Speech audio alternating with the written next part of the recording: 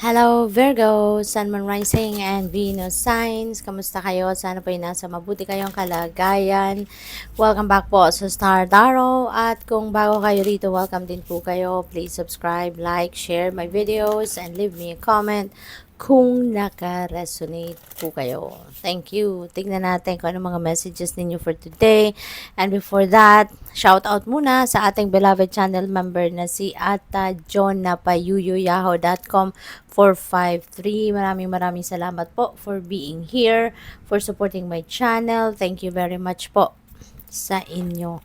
So, yung first card, napakaganda ha. Meron tayong Emperor, meron tayong Dreamer. So, this is really beautiful messages para sa inyo. Stability, no? Si Emperor, this is about stability. This is about organization, leadership, structure. So, parang ano kayo ngayon?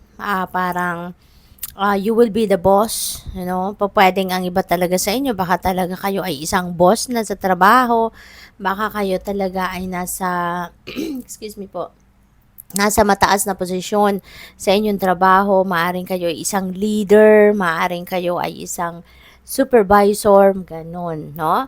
And napakaganda rin, no? Kasi kung hindi man kayo ganun, wala pa kayo sa ganung posisyon, maaring kayo ay mapupunta pa lang sa ngayon doon, no? Baka kayo ay mapopromote pa lang, baka kayo ay maa-appoint pa lang, 'di ba?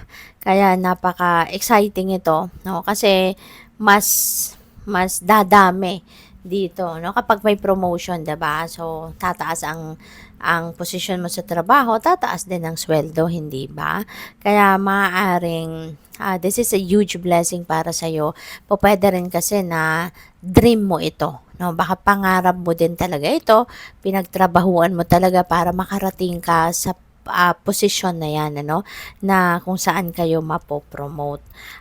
Possible din, Virgo, na ang iba sa inyo rito is also going to organize, no? Hindi lang ng living space mo, but also ang buhay mo, 'di ba? Baka aayusin mo ngayon yung buhay mo in general, inside and outside, 'di ba? Na aspeto. So siguro ngayon talagang decluttering time, no? Hindi lang ng living space mo ang aayusin mo at i-declutter mo, but also your life. Baka aalisin mo din, tatanggalin mo din sa buhay mo yung mga hindi na nagsaserve ng highest good ninyo, maaaring hindi mo na rin papansinin or aalisin mo na sa buhay mo yung mga negative energies, negative thoughts, feelings, and emotions, no? Kasi parte yan ng pag-organize ninyo. So, pwedeng ganon. For some of you as well, no? Baka mag-e-effort kayo ng extra ngayon para ma-establish ninyo, no? Or masimulan ninyong ma-establish ang inyong major areas of life, money, career, finances, ang ano ninyo, ang pamilya, 'di ba? Relationships, yung mga ganon. So, good luck. We have 8 of air. Ang iba sa inyo dito, no? Kasi definitely hindi ito hindi siya iisang sitwasyon, ano? For some of you, no? Kasi collective reading ito, hindi ba? Kaya meron tayong iba-iba tayong grupo, 'di ba, ng Virgo na maaring ito yung kanilang energy ngayon. Meron namang ibang grupo na ito yung energy ninyo. So, we have 8 of air, which is self-sabotaging energy. Baka ang iba sa inyo rito, meron kayong gustong gawin, meron kayong may bagong path na nagbubukas para sa inyo. So, nakikita ninyo na, gusto ko yun, no? This is what I want. Pero, kapag siguro kayo magte-take action na, kapag iniisip ninyo na gusto ko yung sisimulan ko nang gawin, maaring you're having a cold feet, maaring nagbabago ang isip ninyo because maaring may fear, bigla ninyong may isip na, ay teka lang, kaya ko ba tong gawin? Kaya ko ba to? Kaya ko bang isakatuparan yung gusto ko? Mapapanindigan ko ba to? Yung ganon. But you know what? No? Virgo, kung iisipin ninyo agad yung takot, iisipin ninyo agad yung pagdududa, no, sa pwedeng maging outcome ng gagawin ninyo, talagang mapipigilan kayo. hindi ninyo yan sisimulan, ano? And ang lahat, 'di ba, nagsisimula sa single step, no? Sa first step. Hindi ninyo mararating ang tugatog ng inyong tagumpay, hindi ninyo mararating yung pinaka-love ng success, no? Kung hindi ninyo sisimulang gawin. Kaya kung sa simula pa lang, kahit maganda yung plano mo, kung sa simula pa lang nagdududa na kayo sa sarili ninyo, kung sa simula pa lang natatakot kayo, so talagang walang mangyayari, 'di ba? Hindi ninyo mararating kung ano yung gusto ninyo. Kaya habang may opportunity, no, habang meron dumadating na oportunidad para gawin ninyo ang isang bagay, no, na makakabuti sa inyo, na makakatulong sa inyong matupad ang pangarap, gawin niyo na, no? At isang tabi niyo na, no, yung energy na to. Isang tabi niyo na to. Don't get in your own way. Don't sabotage your success. Okay, Virgo? Isang tabi niyo na yung negative thoughts, feelings, and emotions ninyo. Alright? Set that aside and focus, no? Ano ang positibo?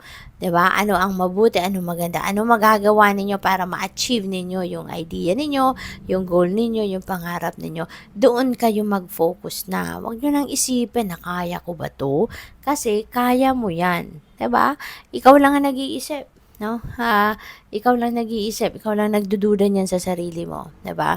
Kaya isang tabi mo na 'yan, no? I-transmute mo yung negative energy na 'yan into something positive, optimistic, no, and enthusiastic. All right? At makikita mo na lang yung sarili mo na magtatagumpay ka, makikita mo na lang sarili mo na wow, ang mga kinakatakutan mo dati na gawin, tignan mo 'yan, sisiw na lang sa mga kamay mo. So, we have dreamer.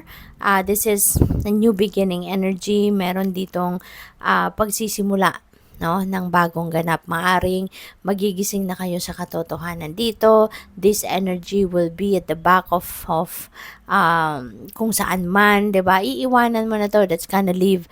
That's going to be behind you na, at ito na ang gagawin mo. Maglalakas ng loob ka na, no? Magsisimula ka na ng bagong chapter sa buhay mo, bagong ganap. You're going to embrace new opportunities that are knocking on your door, and magsisimula ka ng gawin yan, no? Magte-take risk, magte-take action, mag-adventure, and rest assured na kung ano man ang gusto mong ma-achieve sa bagay na to, you know, might be yours in just kailan lang, 'di ba? In like couple of months, baka makuha mo na 'yan in a month or in a week.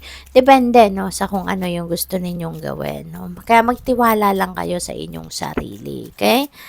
So what else? What you think is what you create.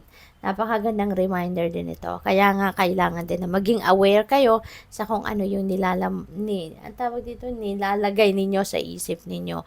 Kasi kung ano yung iniisip natin, no, that is what we create, no. Kasi yung thoughts natin, that becomes our actions, and our actions become our reality, 'di ba?